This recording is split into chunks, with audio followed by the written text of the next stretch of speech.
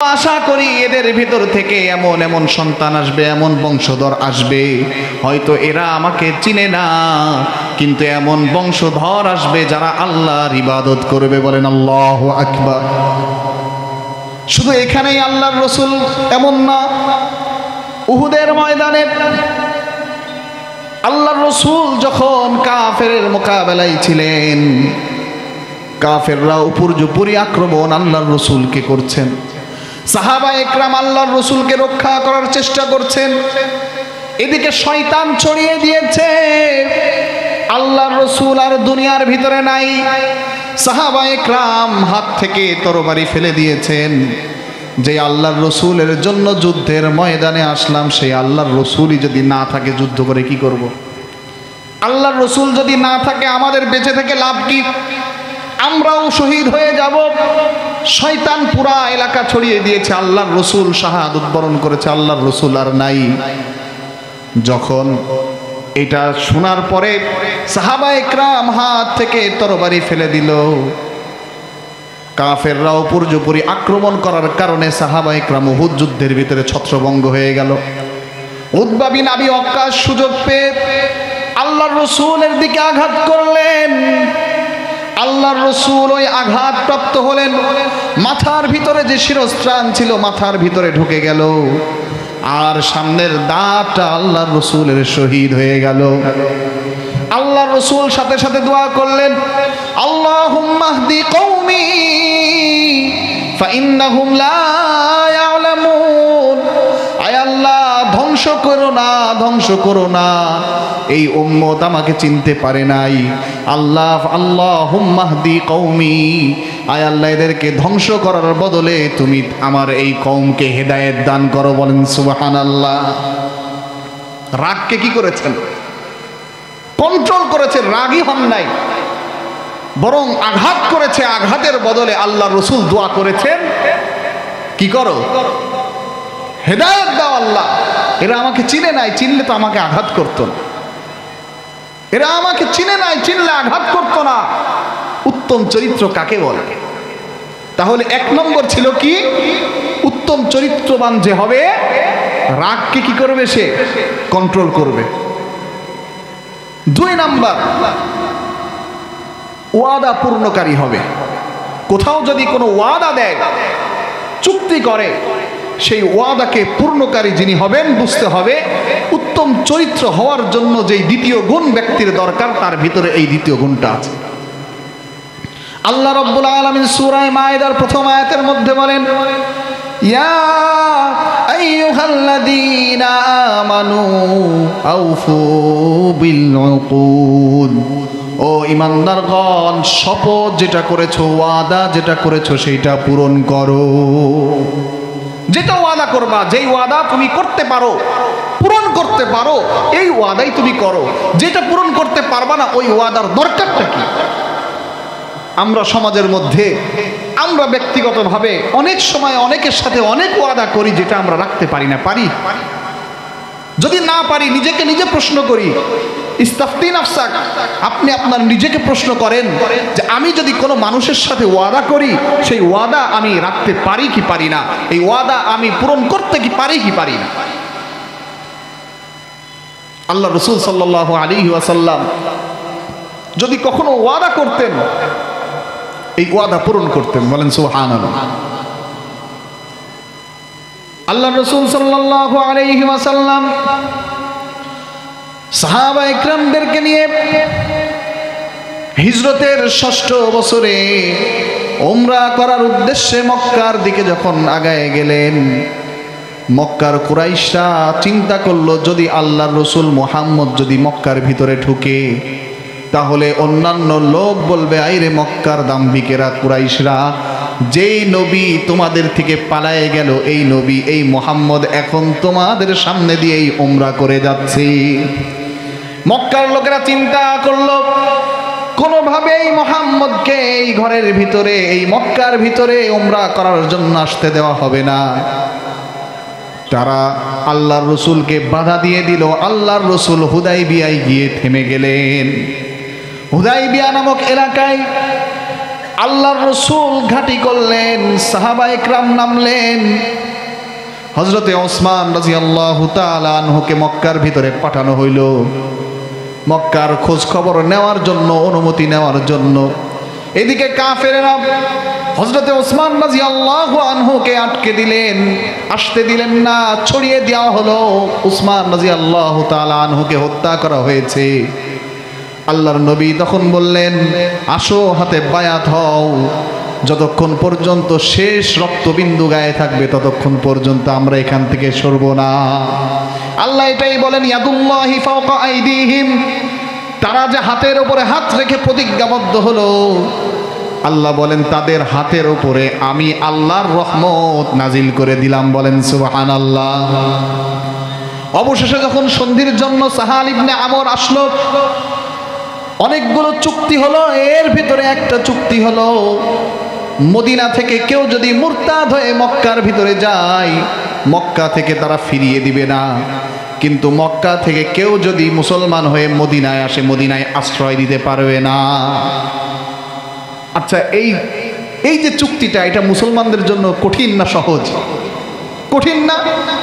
মক্কায় মুসলমান হওয়ার কারণে নির্যাতিত, নিষ্পেষিত হওয়ার পরেও মদিনায় আসলে মদিনাও তাকে আশ্রয় দিতে পারবে না। এর চেয়ে কঠিন কোনো শর্ত আছে নাকি? হযরত ওমর রাদিয়াল্লাহু তাআলা এই শর্ত তো মানতেই পারছেন না। ইয়া রাসূলুল্লাহ, আমরা কি আলাস্তু বিহাক্কিন, আলাস্তু আলা হাক্কিন, আমরা কি হকের উপরে না? আপনি কি সত্যি আল্লাহর রাসূল না? চলেন আমরা জিহাদ করে মক্কা বিজয় করে ফেলবো। তবু এই শর্ত আমরা মানতে পারছি না। ওমর রাদিয়াল্লাহু তাআলা মানতে পারছেন না। কিন্তু যখন একটু শান্ত মেজাজে হলেন, ওমর রাদিয়াল্লাহু তাআলা বুঝলেন যে আল্লাহর রাসূলকে এই কথা বলছেন, নিশ্চিত আমার ব্যাপারে হয়তো আল্লাহ তাআলা কোনো বিধান নাজিল করে দিবেন। উনি ভয়ে একটু সামনে সামনে আগাচ্ছেন। আল্লাহ তাআলা নাজিল করে দিলেন এই যে সন্ধি, ইন্না ফাতাহনা লাকা ফাতহাম মুবিনা, আমি আল্লাহ তোমাদেরকে সুস্পষ্ট বিজয় দান করলাম। বলেন সুবহানাল্লাহ। যখন ওই চুক্তিটা সংগঠিত হলো, মদিনার থেকে মুরতাদ হলে মক্কায় গেলে মক্কা ফেরত দেবে না, কিন্তু মক্কা থেকে কেউ যদি ইসলাম গ্রহণ করেও মদিনায় আসে, মদিনা ওয়াদেলাদের ফেরত দিতে হবে। যখন চুক্তিটা এখনো স্বাক্ষরিত হয় নাই, আবু জান্দাল শেকল পড়া অবস্থায় আল্লাহর রসুলের কাছে এসে বললেন, ইয়া রাসূলুল্লাহ আশ্রয় দেন। আবু জান্দাল মুসলমান হয়েছেন, মক্কার ভিতরে আছেন। মক্কার ভিতরে থাকার কারণে নির্যাতিত, নিষ্পেষিত হয়ে আছেন, শেকল দিয়ে তাকে বেঁধে রাখা হয়েছিল। আল্লাহর রাসূল হুদাইবিয়ায় এসেছেন, খবর পেয়ে হুদাইবিয়ায় দৌড়ে চলে এসেছে। হুদাইবিয়ায় চলে এসে আল্লাহর রাসূলকে বলেন, ইয়া রাসূলুল্লাহ, ইয়া হাবিবাল্লাহ, আমাকে আশ্রয় দেন। মক্কার ভিতরে নির্যাতন আর সহ্য হয় না, মেহেরবানি করে আপনার আশ্রয় দেন। সাহাল বিন আমর বলেন, না না মুহাম্মদ, একে আশ্রয় দেওয়া যাবে না, এটা চুক্তি ভঙ্গ করা হবে। আল্লাহর রাসূল আশ্রয় দিতে চাইলেন, এখনো তো স্বাক্ষর হয় নাই চুক্তিপত্রে, আমি আশ্রয় দিতে যাচ্ছি। সাহাল বলে, না তাহলে চুক্তিই হবে না, আপনি চুক্তি করার আগেই চুক্তি ভঙ্গ করছেন। এটার উপরে তো আমরা একমত হয়েছি, আমরা তো এটার উপর একমত হয়ে গেছি, এখন শুধু স্বাক্ষরটা বাকি। তাহলে আপনি যদি এখন ফেরত না দেন, ধরা হবে আপনি কি চুক্তি ভঙ্গ করছেন।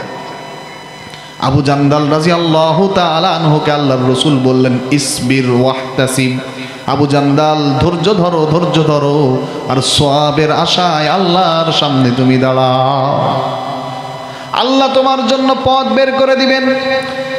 আবু জান্দালকে শিকল পরা অবস্থায় মক্কায় ফেরত নিয়ে যাওয়া হলো। কিছুদিন পরে আবু বাসির নামে আরেকজন সাহাবী মদিনায় চলে আসলো পালিয়ে। মক্কা থেকে মদিনায় চলে আসছে আবু বাসির নামক সাহাবী। আল্লাহর রাসূল বলেন, কি ব্যাপার আবু বাসির, তুমি তো মক্কার সাথে যেই চুক্তি হয়েছে তুমি জানো, কেমনে আমার কাছে চলে আসলে? আবু বাসির বলে, ইয়া রাসূলুল্লাহ, ইয়া হাবিবাল্লাহ, মক্কায় যদি থাকি নির্যাতনে নিষ্পেষিত হয়ে যাচ্ছি, আমাকে আশ্রয় দেন। মক্কা থেকে দুইজন লোক পাঠিয়ে দিল, যাও যাও আবু বাসির মক্কা থেকে পালায় মদিনায় চলে গেছে, মদিনা থেকে তাকে ধরে নিয়ে আসো। আল্লাহর রাসূলকে যখন বলা হলো আবু বাসিরকে ফেরত দেন, যেহেতু চুক্তি করেছেন, শপথ করেছেন, আল্লাহর রসুল তাকে রাখতে পারছেন, রাখেন নাই। কি করছেন? যাও আবু বাসির যাও, ধৈর্য ধারণ করো, আল্লাহ তোমার জন্য হয়তো কোনো রাস্তা বলে দিবেন। কি কঠিন একটা সময়।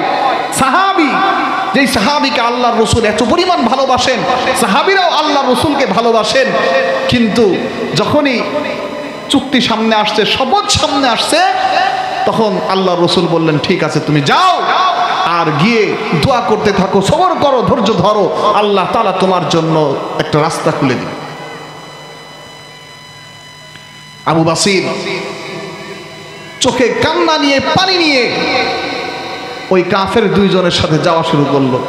উপায় তো নাই, আল্লাহর রসুল আশ্রয় দিচ্ছেন না, মক্কায় গেলেও কষ্ট, কি করবে? রাস্তার মাঝে যখন গেছে, তখন দুইজনের একজনকে আলাদা পেয়ে বলছে, মাশাআল্লাহ তোমার তরবারিটা তো খুব সুন্দর দেখা যায়, এত সুন্দর তরবারি।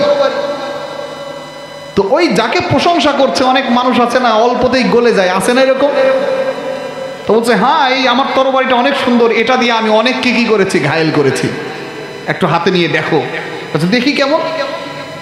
হাতে নিয়ে যেই আবু বাসিরের হাতে দিয়েছে, সাথে সাথে ওই কাফেরের গর্দান উড়িয়ে দিয়েছে। বলেন আল্লাহু আকবার। আবু বাসির যখন সুযোগ পেয়েছে, তখনই একটা কাফেরের গর্দান উড়িয়ে দিয়েছে। এখন আরেকটা কাফের তো এখনো বাকি আছে। ও চিন্তা করছে যে সম্মুখীন হওয়া সম্ভব না, দৌড়ায় আল্লাহ রসুলের সামনে এসে বলে, ইয়া মুহাম্মদ আমারে বাঁচাও, আমারে বাঁচাও। কি হয়েছে? আবু বাসির আমার সাথীকে হত্যা করেছে এবং আমার দিকে দৌড়াচ্ছে।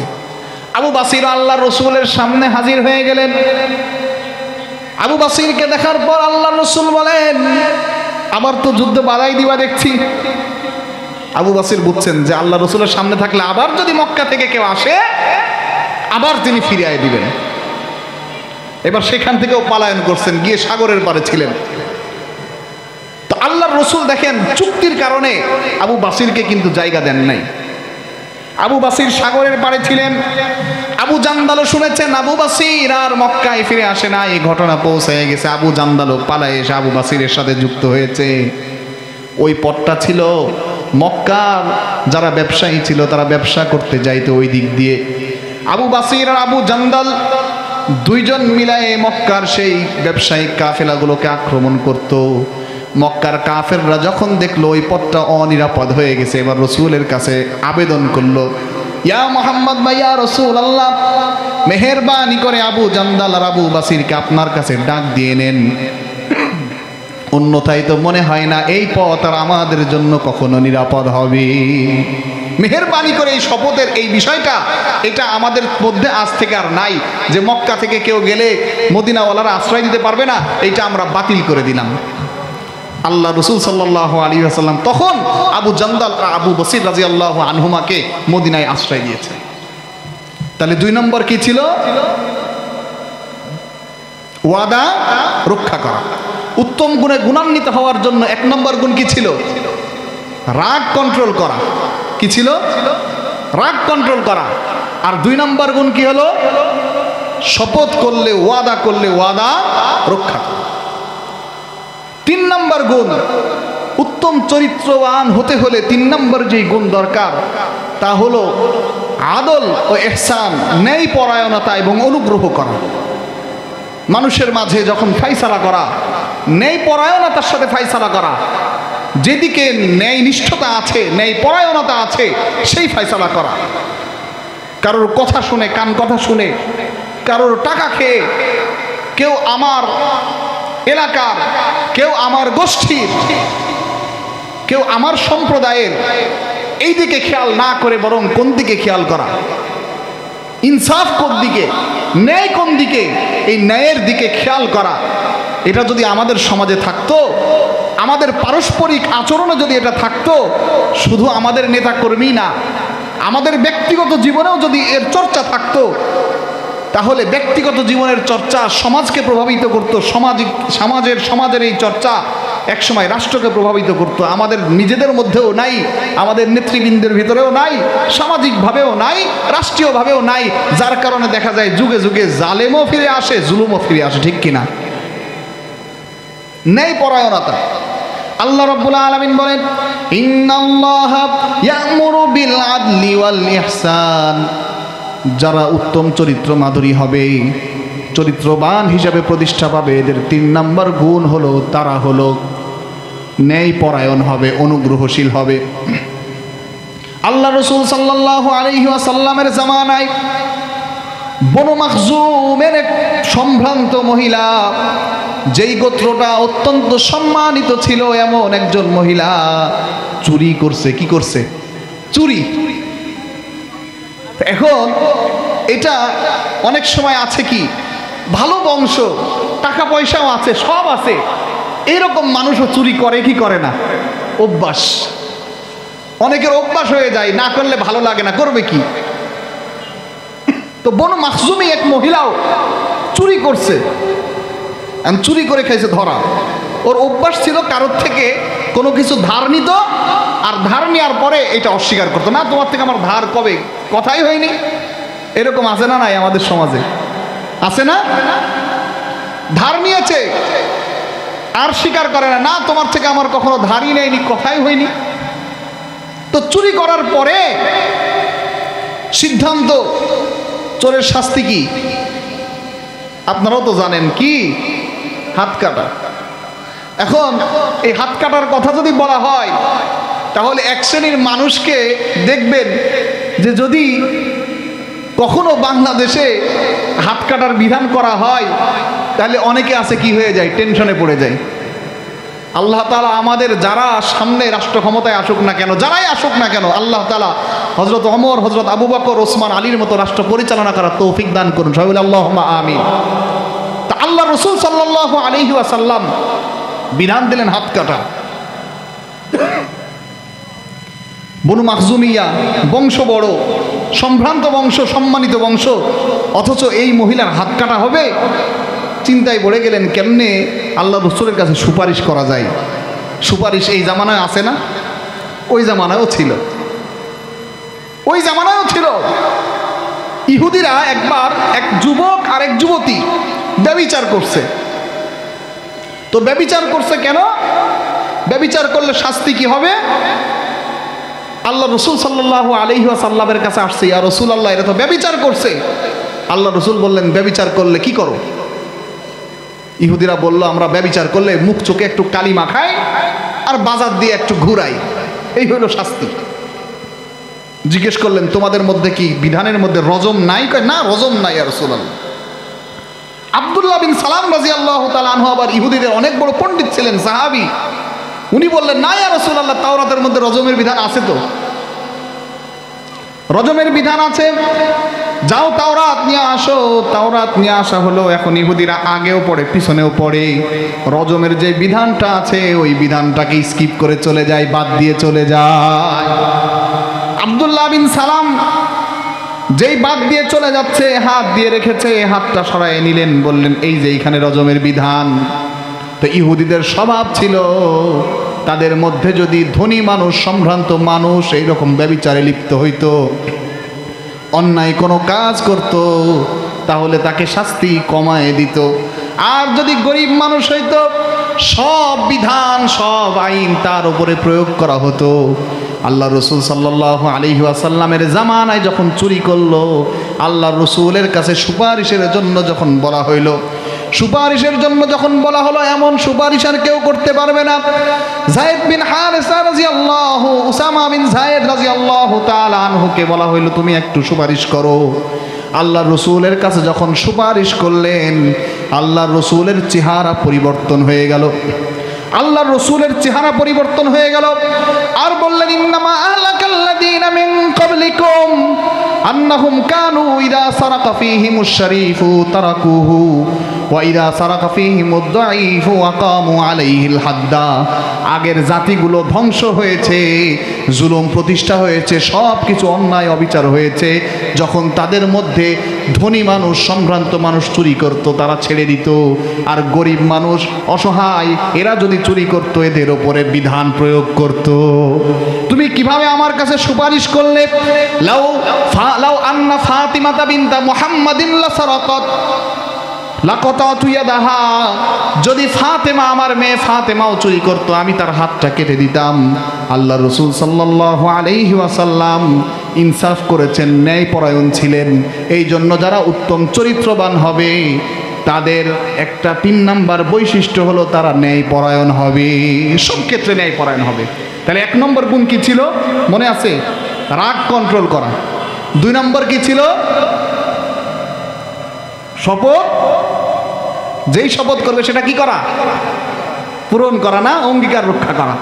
আর 3 নম্বর ইনসাফ, যেখানেই থাকুক না কেন, আমি সন্তান, বউ আছে, মাও আছে, দুইজনেরই হক আছে, এখানেও ইনসাফ করা। নেতা হইলে নেতার জায়গায় ইনসাফ করা, যে যেই জায়গায় আছেন। আলা কুল্লুকুম রাঈন ওয়া কুল্লুকুম মাসউলুন আন রাইয়াতিহি, প্রত্যেকেই দায়িত্বশীল, আর প্রত্যেককেই তার দায়িত্ব সম্পর্কে কি করা হবে? জিজ্ঞেস। আমি নেতা না তাই বলে আমার কি কোনো ইনসাফ করার জায়গা নাই? পরিবার আছে না? সবারই তো পরিবার আছে, পরিবারের মধ্যে ইনসাফ করেন। তো এই 3টা গুণ, সাথে আরো কিছু গুণ আছে। আল্লাহ তাআলা আমাদের সবাইকে উত্তম চরিত্রবান হয়ে দুনিয়া থেকে বিদায় নেওয়ার তৌফিক দান করুন। সবাই বলে আল্লাহুম্মা আমিন। ওয়া আখিরু দাওয়ানা আলহামদুলিল্লাহি রাব্বিল আলামিন।